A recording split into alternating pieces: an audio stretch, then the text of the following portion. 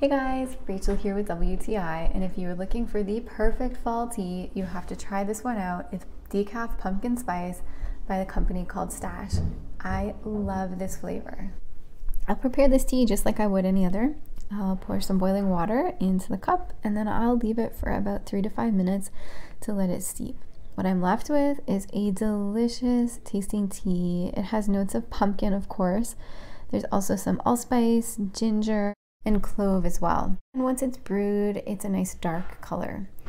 So I love that it doesn't just taste amazing, the smell of this tea is phenomenal. It has notes of pumpkin and also clove that permeate the air when you're drinking. This is by far my favorite fall tea. So if you're looking for the perfect fall tea to make you feel nice and cozy, to keep you warm during fall, try the Pumpkin Spice Decaf out by Stash. The flavor is super. I love it, and that's my point of view.